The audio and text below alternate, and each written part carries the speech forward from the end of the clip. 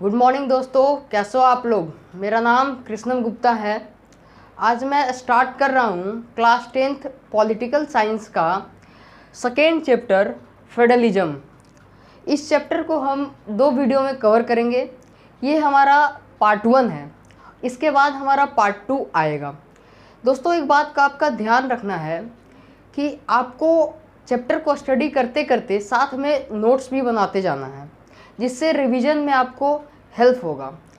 एक बात मैं आपको बता देना चाहता हूँ, जब मैं आपको ये चैप्टर पूरी तरीके से कंप्लीट पढ़ा दूँगा तब आप सीबीएसई का हर एक क्वेश्चन बहुत ही इजी तरीके से सॉल्व कर पाओगे। साथ ही साथ आप अपने जूनियर्स को, अपने फ्रेंड्स को ये चैप्टर बहुत ही अच्छे तरीके से मक्खन की तरह समझा पाओगे। तो दोस्तों, चलिए स्टार्ट करते हैं हम इस चैप्टर को और टॉपिक को पहले समझते हैं।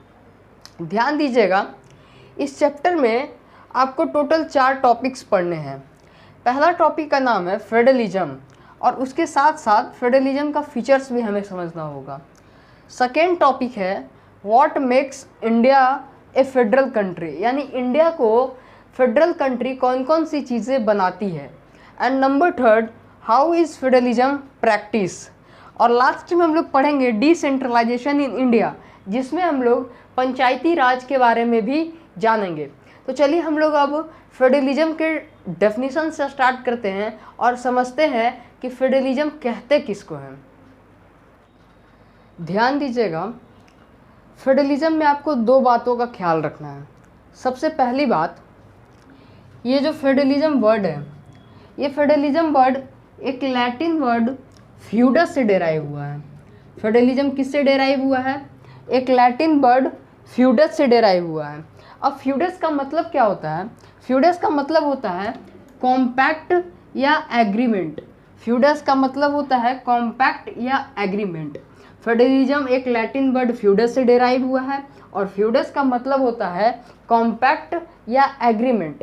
एग्रीमेंट का मतलब होता है जब 2 लोगों के बीच में आपसी सहमति से कोई लीगल डॉक्यूमेंट बनता है तो उसे हम लोग एग्रीमेंट कहते हैं। अब फेडरलिज्म के डेफिनेशन को देखते हैं। तो फेडरलिज्म का मतलब है कि federalism is a system of government.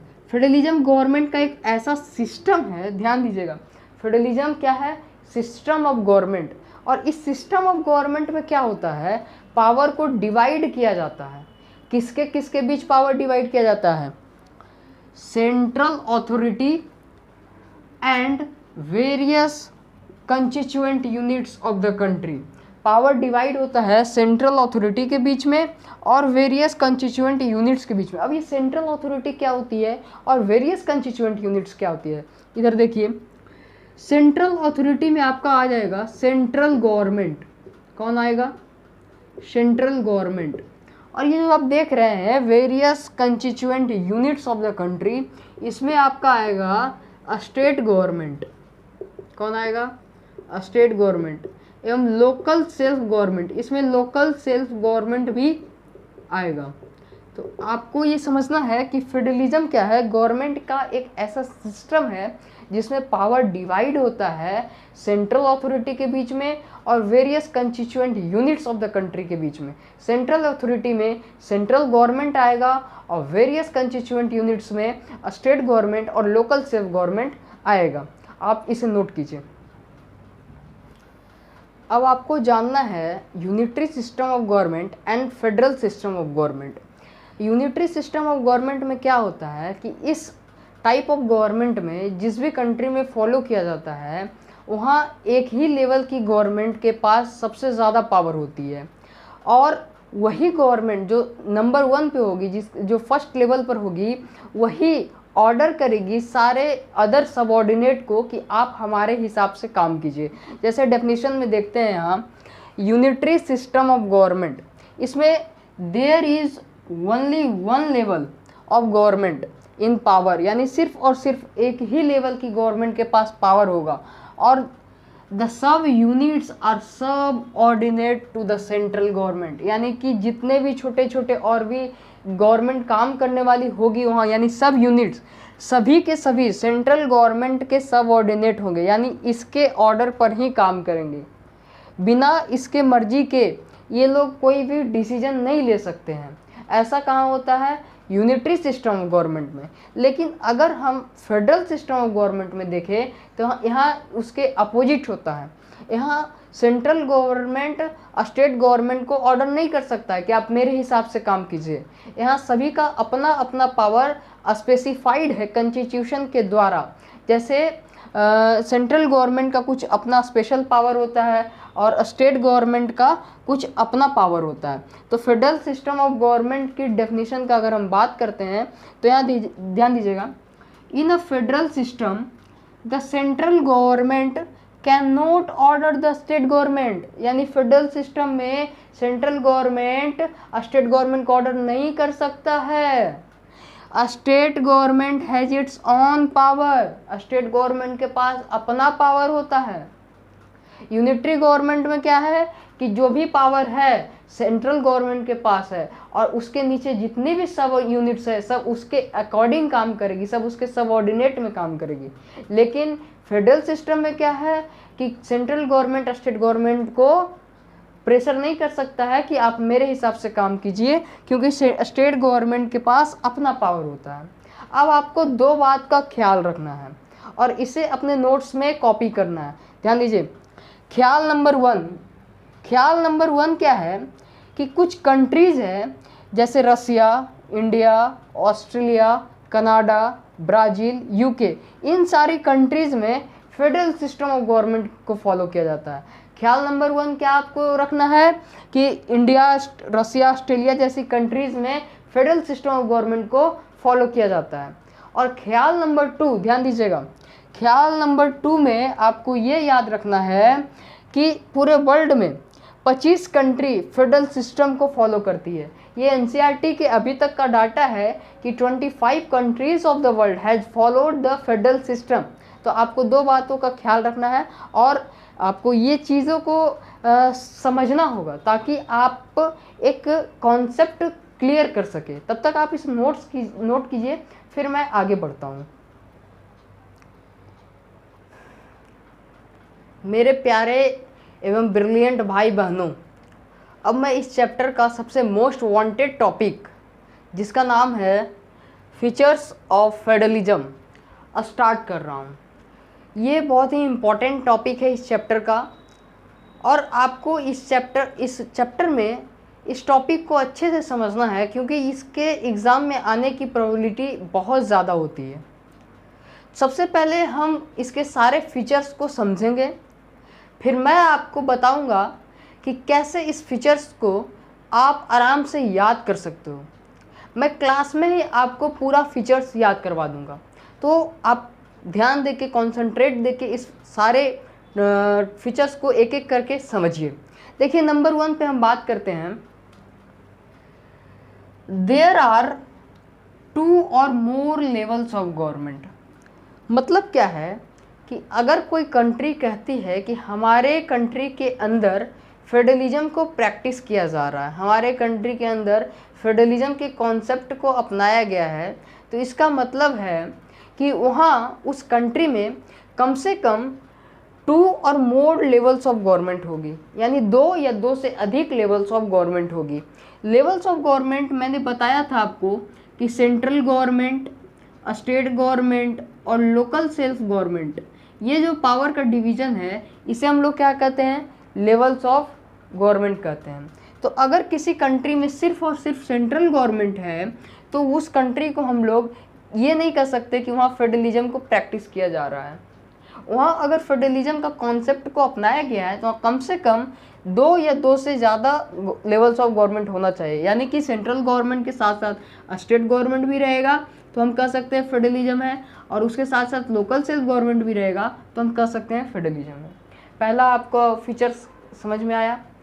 Number 2 features की अगर हम बात करें तो ये कहता है different tyres of government govern the same citizens.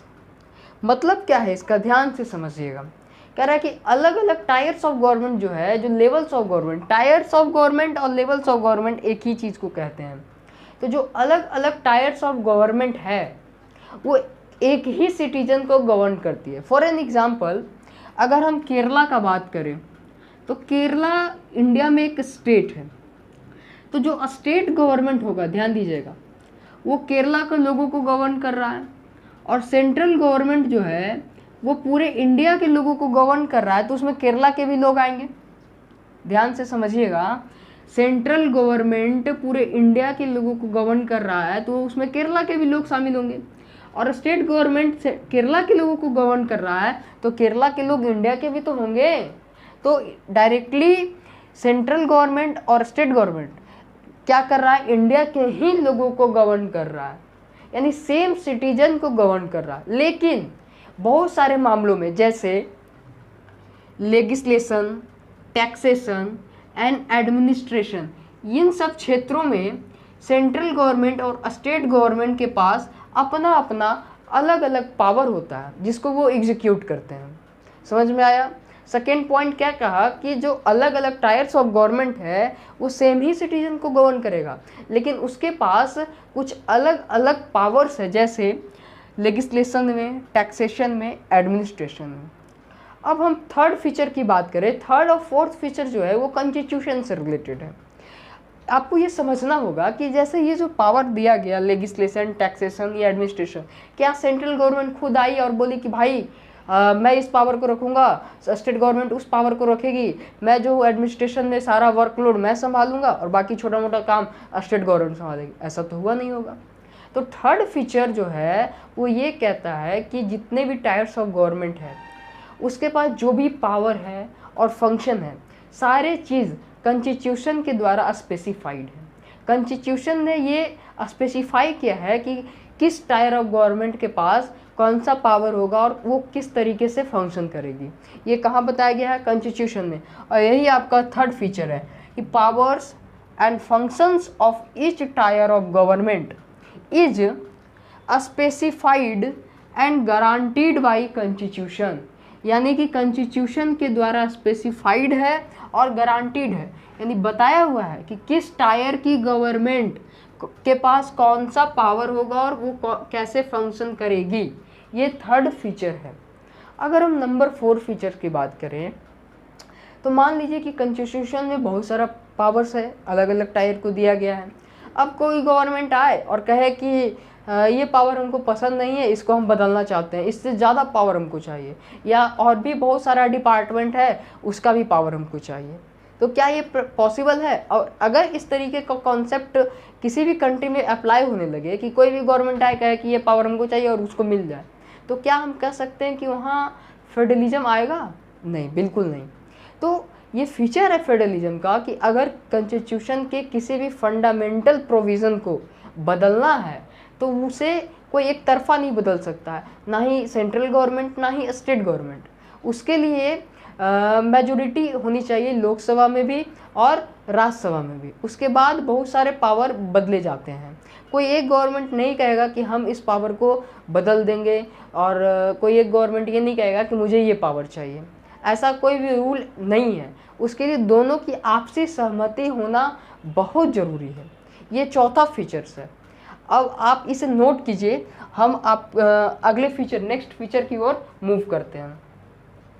ध्यान दीजिए, अब हम फिफ्थ फीचर को देखते हैं। तो फिफ्थ फीचर को समझना बहुत ही सिंपल है।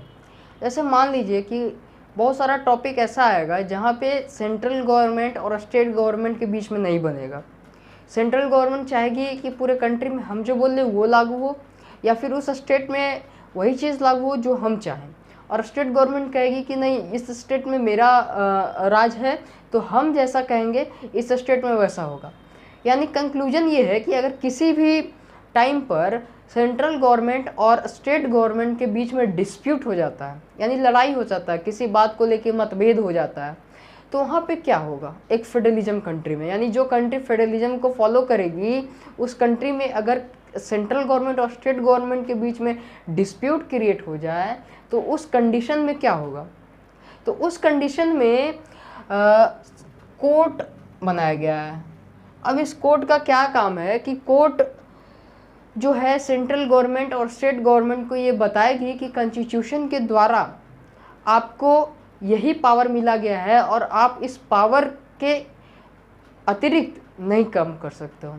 अगर आपको करना है तो इस पावर के अंदर ही रह के आप काम करो, आप इससे ज़्यादा काम नहीं कर सकते हो। ये जो अलग से जो दूसरा डिपार्टमेंट है काम करने का, ये चाहे तो स्टेट गवर्नमेंट के लिए बना है, सेंट्रल गवर्नमेंट को ऐसा बताएगी और स्टेट गवर्नमेंट को भी एक्सप्लेन करेगी कि ये जो पावर्स हैं ये सिर्फ और सिर्फ सेंट्रल गवर्नमेंट का, आप इसमें दखल अंदाजी नहीं दे सकते हो। यानी कि सिंपल सा बात यह है कि कॉन्स्टिट्यूशन के द्वारा जो पावर दिया गया है सेंट्रल गवर्नमेंट और स्टेट गवर्नमेंट को, कोर्ट उसे बताएगी और अगर कोई डिस्प्यूट एराइज हो जाता है, लड़ाई झगड़े का या फिर मतभेद का कंडीशन एराइज हो जाता है, तो उस time court as a umpire act करेगी। जैसे कोर्ट जो है ये के पास पावर है, किस चीज़ का पावर है कि वो कॉन्स्टिट्यूशन को इंटरप्रेट करे, कॉन्स्टिट्यूशन को इंटरप्रेट करें, यानी कॉन्स्टिट्यूशन में जो भी पावर दिया गया है उसको बताए, plus it act as empire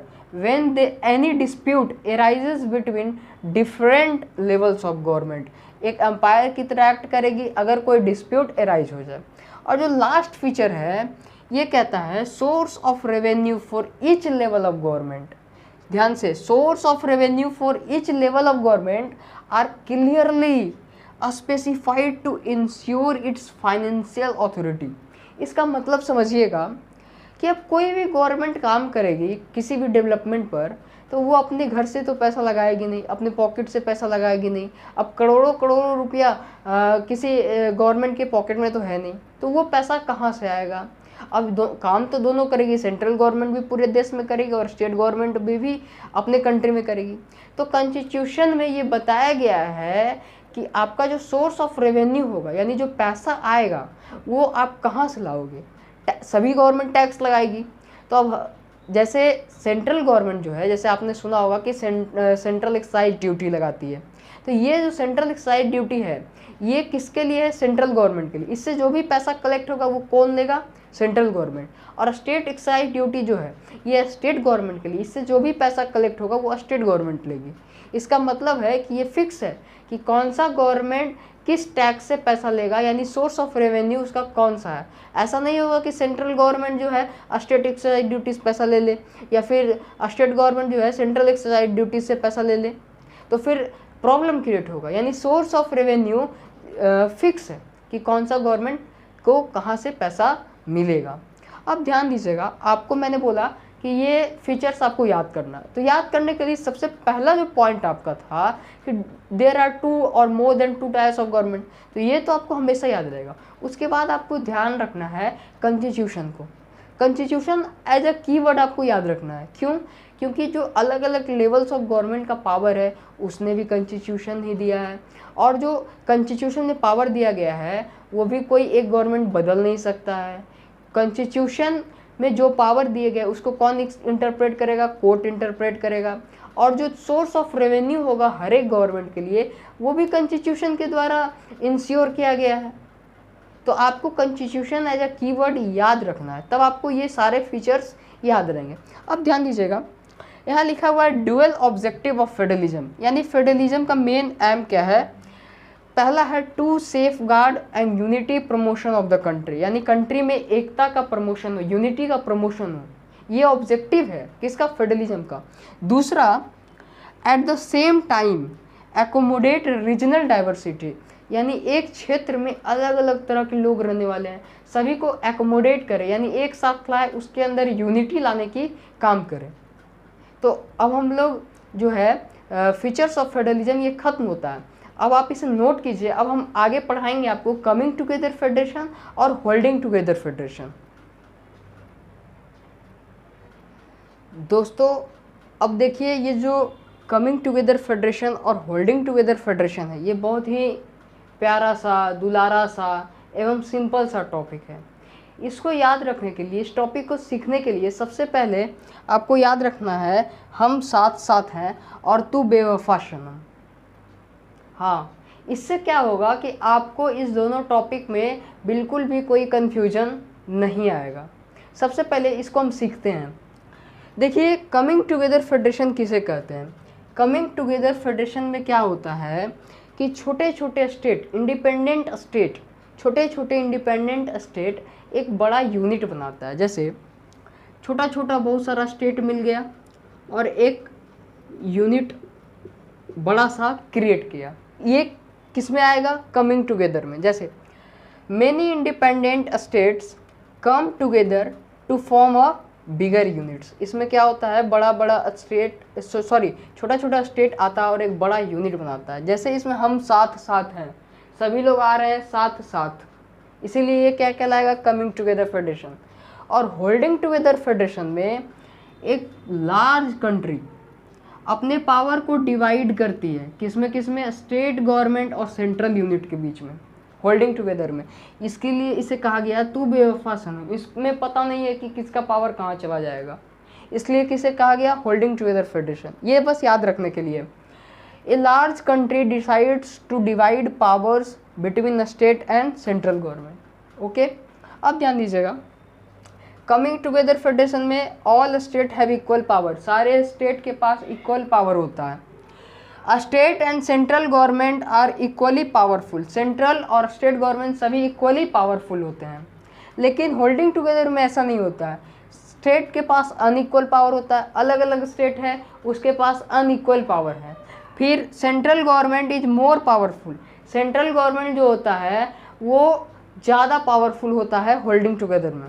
for an example, अगर हम इंडिया की बात करें और स्टेट्स का बात करें तो बहुत सारे स्टेट के पास ज़्यादा पावर्स है और किसी स्टेट के पास कम पावर है। ऐसा आपको देखने के लिए मिल सकता है। जैसे अगर हम दिल्ली का बात करें तो दिल्ली में जो भी पावर्स हैं वो कुछ ना कुछ एलजी के पास भी है, लेकिन और भी स्टेट के पास ऐसा नहीं है। और सेंट्रल गवर्नमेंट इंडिया में ऐसे ही मोर पावरफुल है, क्योंकि बहुत सारे मैटर्स पे सेंट्रल गवर्नमेंट का कंसर्न ज़्यादा इंपॉर्टेंट होता है स्टेट गवर्नमेंट से। नंबर 4, अगर हम एग्जाम्पल की बात करें तो कमिंग टुगेदर फेडरेशन में यूएसए, स्विट्जरलैंड और ऑस्ट्रेलिया आएगा। और होल्डिंग टुगेदर फेडरेशन में इंडिया, बेल्जियम और स्पेन आएगा। तो इसी के साथ कमिंग टुगेदर फेडरेशन और होल्डिंग टुगेदर फेडरेशन बहुत ही सिंपल टॉपिक जो था ये क्लियर होता है आपका। आप इसे नोट डाउन कीजिए, फिर हम इस चैप्टर के सेकेंड टॉपिक पर बढ़ते हैं। डियर स्टूडेंट, सेकेंड टॉपिक पे हम लोग ध्यान देते हैं। इस टॉपिक का नाम है what makes India a federal country. अब ध्यान दीजिएगा, इसमें समझना क्या है कि इंडिया को कौन सी चीज़ों ने एक फेडरल कंट्री बना के रखा है, या इंडिया ने क्या क्या किया जिससे इंडिया को एक फेडरल कंट्री के रूप में हम लोग प्रेजेंट कर सकते हैं। आप सभी को पता है कि हमारा कंट्री जो है वो ब्रिटिश से इंडिपेंडेंट हुआ, यानी ब्रिटिश से अपनी आज़ादी को लिया। उसके बाद क्या हुआ, जब ब्रिटिश से आज़ादी को हमने लिया तो उसमें बहुत सारा ब्लडी पार्टीशन हुआ। उसके बाद बहुत सारा प्रिंसली स्टेट, जो ब्रिटिश के टाइम में प्रिंसली स्टेट कहलाता था, वो अब इंडिया का पार्ट बन गया। सबसे पहला स्टेप तो ये किया गया कि जितने भी प्रिंसली स्टेट्स थे ब्रिटिश के टाइम पे, उसे इंडिया का पार्ट बनाया गया। तो ये सबसे पहला स्टेप था। उसके बाद क्या हुआ, उसके बाद हमारा जो संविधान बना, उस संविधान में इंडिया को as a union of state, ध्यान दीजिएगा, as a union of state represent किया गया। यानी इंडिया जो कहलाएगी वो एक यूनियन ऑफ स्टेट कहलाएगी, यानी कि राज्यों का एक संघ के रूप में इंडिया को प्रेजेंट किया गया। अब ध्यान दीजिएगा, ये जो इंडियन यूनियन थी, यूनियन ऑफ स्टेट, ये फेडरलिज्म के फीचर पर बेस्ड था। समझिएगा बात को, क्या कह रहा हूँ मैं। ये जो हमारा इंडियन यूनियन था, ये इंडियन यूनियन जो कि संविधान में हमें आज़ादी के बाद मिला, ये प्रिंसिपल ऑफ फेडरलिज्म पर पूरी तरीके से बेस्ड था। अब ध्यान दीजिएगा, हमारा जो कॉन्स्टिट्यूशन है, शुरू में इनिशियली ये 2 टायर ऑफ गवर्नमेंट प्रोवाइड किया, 2 टायर ऑफ गवर्नमेंट प्रोवाइड किया। उसके बाद कुछ दिनों बाद जो है इंडिया में एक 3rd टायर ऑफ गवर्नमेंट का भी फॉर्मेशन होता है, लेकिन इनिशियली जो है एक 2 टायर ऑफ गवर्नमेंट का फॉर्मेशन किया गया। अब इसको आप नोट कीजिए, उसके बाद हम लोग आगे समझते हैं।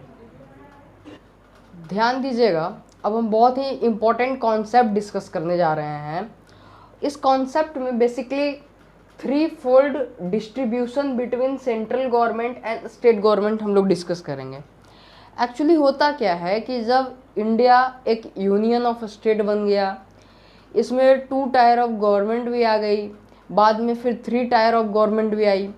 इसके बाद क्या होता है कि बहुत सारा काम जो है सेंट्रल गवर्नमेंट देखती है, बहुत सारा काम स्टेट गवर्नमेंट देखती है, और बहुत सारा काम हमारा लोकल सेल्फ गवर्नमेंट भी देखती है। लेकिन बेसिकली अभी हम बात करेंगे सेंट्रल गवर्नमेंट और स्टेट गवर्नमेंट का। हम आपको एक छोटा सा घर का एग्जांपल लेके समझाते हैं। जैसे घर में क्या होता है, बच्चों का काम क्या होता है, पढ़ना होता है। मम्मी लोग का काम क्या होता है, घर को संभालना, घर को देखना। एंड पापा लोग क्या करते हैं, पापा लोग कोई बिजनेस करते हैं, कोई जॉब करते हैं और रेवेन्यू जनरेट करते हैं। यानी सभी का अपना अपना काम बटा हुआ है। उसी तरीके से जब इंडिया में टायर ऑफ गवर्नमेंट डेवलप हो गया, यानी लेवल ऑफ गवर्नमेंट आ गया, उसके बाद कॉन्स्टिट्यूशन ने क्या किया, हर एक लेवल ऑफ गवर्नमेंट को अपना अलग अलग काम स्पेसिफाई कर दिया। अब इस चीज़ को स्पेसिफाई करने के लिए उन्होंने 3 लिस्ट दिया। पहला यूनियन लिस्ट, दूसरा स्टेट लिस्ट, तीसरा कॉन्करेंट लिस्ट। ध्यान दीजिएगा, जैसे बहुत सारा काम क्या है यूनियन लिस्ट में रखा गया, और जो इस लिस्ट में आएगा, यूनियन लिस्ट में आएगा, इस पे सिर्फ और सिर्फ सेंट्रल गवर्नमेंट काम करेगी। उसके बाद स्टेट लिस्ट, इसमें जो जो मैटर्स आएंगे इस पे सिर्फ और सिर्फ स्टेट गवर्नमेंट काम करेगी। और कंकरेंट लिस्ट में वो सारे मैटर्स आते हैं जिस पे स्टेट गवर्नमेंट और सेंट्रल गवर्नमेंट मिल के डिसीजन लेती है। तो आइए हम लोग एक एक करके डिस्कस करते हैं। और सबसे पहला है अपना यूनियन लिस्ट। तो आपको एकदम बिल्कुल आराम से समझना है कि यूनियन लिस्ट नाम से ही समझ में आ रहा है कि इसमें वो सारे मैटर्स आएंगे जिस पे सेंट्रल गवर्नमेंट के पास पावर होगा डिसीजन लेने का। अब ध्यान दीजिए इसमें कौन कौन सी चीज़ें आती है। यूनियन लिस्ट में डिफेंस ऑफ कंट्री आएगी, फॉरेन अफेयर्स आएंगे, बैंकिंग आएगी, कम्युनिकेशन आएगा और करेंसी आएगी। ध्यान दीजिएगा, जैसे डिफेंस ऑफ कंट्री है, फॉरेन अफेयर है, बैंकिंग है, कम्युनिकेशन है, करेंसी है, इन सारे पर किसका अधिकार होगा, सेंट्रल गवर्नमेंट का। क्यों? क्योंकि ये सारे लिस्ट किस में आ रहे हैं, यूनियन लिस्ट में आ रहे हैं। ये सारे मैटर किस में आ रहे हैं, यूनियन लिस्ट में आ रहे हैं। अब ध्यान दीजिएगा, ये जितने भी आपको मैटर दिख रहे हैं ना, ये सारे के सारे नेशनल इम्पोर्टेंस के हैं, यानी कि पूरे देश की ज़रूरत के लिए। जैसे अगर हम करेंसी की बात करें तो क्या करेंसी एक देश के अंदर अलग अलग होगा? अगर हम बिहार घूमते हैं तो वहाँ की करेंसी अलग, केरला घूमते हैं तो वहाँ की करेंसी अलग, तमिलनाडु घूमते हैं तो वहाँ की करेंसी अलग, ऐसा तो बिल्कुल पॉसिबल नहीं है। इसीलिए जैसे करेंसी पूरे देश में एक होना चाहिए, तो इस पर डिसीजन लेने का भी हक किसे दिया गया है, सेंट्रल गवर्नमेंट का। दैट्स वाई ये किस में है, यूनियन लिस्ट में है। अब ध्यान दीजिएगा, जितने सारे मैटर यूनियन लिस्ट में होंगे, आराम से समझिएगा, जितने सारे मैटर यूनियन लिस्ट में होंगे उन सारे मैटर पर सेंट्रल गवर्नमेंट के पास ये पावर है कि वो अकेले डिसीजन ले सकती है। जैसे हाल ही में आपने देखा कि डीमोनेटाइजेशन आया था, जिसमें इंडिया में करेंसी चेंज किया गया, नोट 500 और 1000 के बंद कर दिए गए। तो इस पे डायरेक्ट सेंट्रल गवर्नमेंट ने फैसला लिया। क्यों लिया? क्योंकि करेंसी का जो मैटर है वो यूनियन लिस्ट में आता है। आपको समझ में आया? ध्यान दीजिएगा। थर्ड पॉइंट क्या है कि this matters requires uniform policy which can applicable through out the country. यानी इसमें ऐसा पॉलिसी की ज़रूरत है जो पूरे कंट्री में एप्लीकेबल हो सके, एक यूनिफॉर्म पॉलिसी।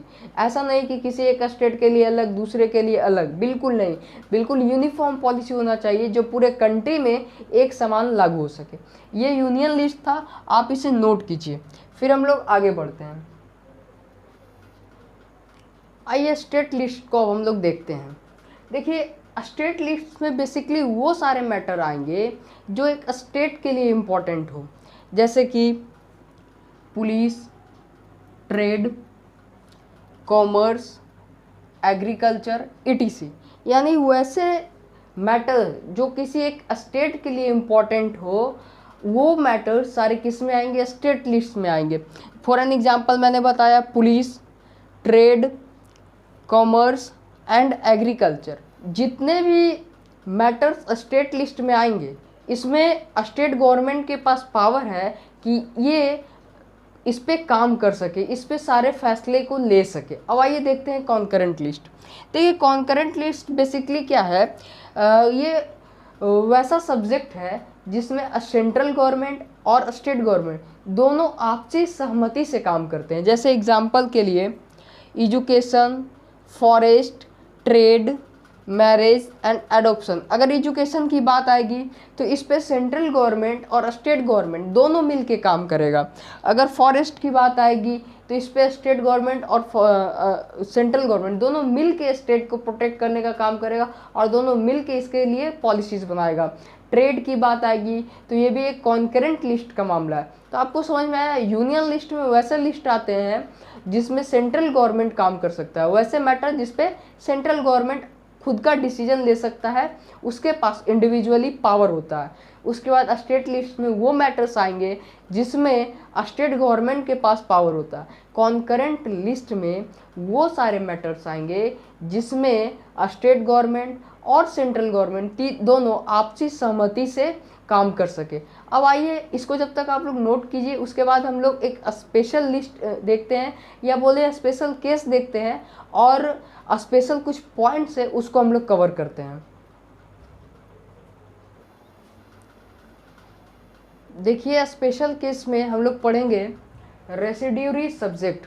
अच्छा ये क्या होता है, ध्यान से समझिएगा। इसमें वो सारे मैटर्स आएंगे जो तीनों लिस्ट में नहीं है, जैसे कॉन्करेंट में भी नहीं है, स्टेट में भी नहीं है, यूनियन में भी नहीं है। जो तीनों लिस्ट में नहीं है वो सारे मैटर्स किस में आएंगे, रेसिड्यूरी सब्जेक्ट में। अब एक माइंड में क्वेश्चन अराइज होता है कि अगर कोई भी मैटर ये तीनों लिस्ट में नहीं है तो ये रेसिड्यूरी सब्जेक्ट में तो आएंगे, लेकिन किसके पास पावर है इस पे काम करने का? तो इसका जवाब है सेंट्रल गवर्नमेंट के पास। यानी जितने भी सब्जेक्ट रेसिड्यूरी में आएंगे उस पे सेंट्रल गवर्नमेंट के पास पावर है काम करने का। डेफिनेशन को देखते हैं हम लोग। Matters which are not included in any of the three lists are known as residuary subject. Central government has power to take decision. ध्यान दीजिएगा, जितने भी मैटर्स रेसिड्यूरी सब्जेक्ट में आते हैं उस पे सेंट्रल गवर्नमेंट के पास पावर है कि वो डिसीजन ले सके। अब हम लोग आगे बढ़ते हैं और जानते हैं राज की बात। राज की बात क्या है, सिंपल सा है, ध्यान दीजिएगा। All states in Indian Union do not have equal power। ये क्या बोल दिया सर आपने? सही बोला कि इंडिया में जितने भी स्टेट हैं उन सभी के पास इक्वल पावर नहीं है। कोई स्टेट किसी के पास ज़्यादा पावर है और कोई स्टेट के पास लिटिल पावर है। फॉर एन एग्जाम्पल हम लोग ध्यान देते हैं, जैसे अगर हम लोग बात करें चंडीगढ़ का, लक्षद्वीप का और अपना कैपिटल सिटी दिल्ली का, इन सभी को यूनियन टेरिटरी के कैटेगरी में रखा गया है। और जितने भी ये आप सिटी देख रहे हैं, चंडीगढ़, लक्षद्वीप और दिल्ली, जो यूनियन टेरिटरी है, इनके पास पूरी तरीके से एक स्टेट का पावर नहीं है। इसमें सेंट्रल गवर्नमेंट अपने तरीके से इस सारे जगहों को चलाती है। जैसे फॉर एन एग्जांपल हम बात करें दिल्ली का, तो दिल्ली में आपने सुना होगा कि कुछ पावर एलजी के पास भी है। पूरी तरीके से दिल्ली गवर्नमेंट के पास सारे डिसीजन लेने का पावर नहीं है।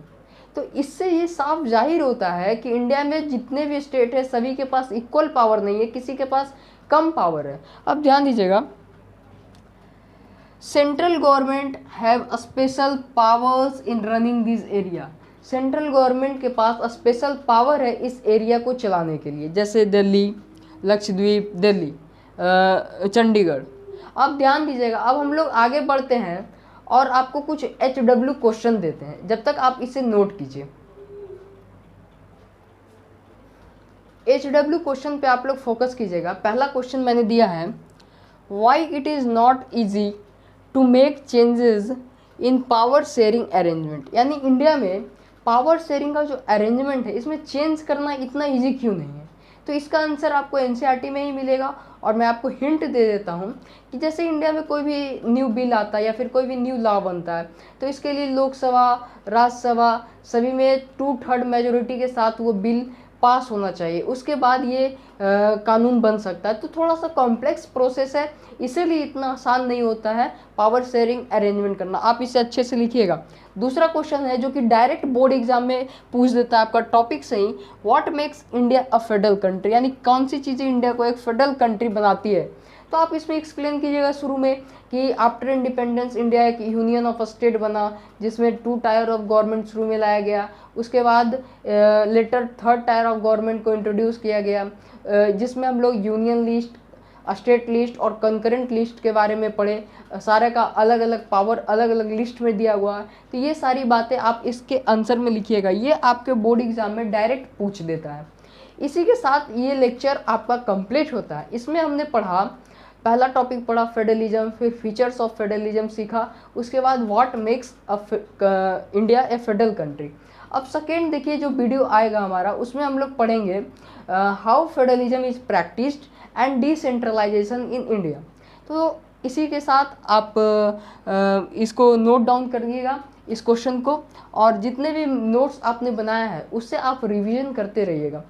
और एक बात, अगर आपको मेरे पढ़ाने का तरीका अच्छा लगा हो, मेरा वीडियो लेक्चर अच्छा लग रहा हो, तो मेरे चैनल को सब्सक्राइब कीजिएगा। इस वीडियो पर जो भी आपका क्वेरी है कमेंट सेक्शन में आप पूछ सकते हैं, और आप अपने फ्रेंड्स के पास, अपने जूनियर्स के पास, अपने रिलेटिव्स के पास ये वीडियो शेयर कीजिए ताकि उनका भी कुछ हेल्प हो सके। Thank you, all the best.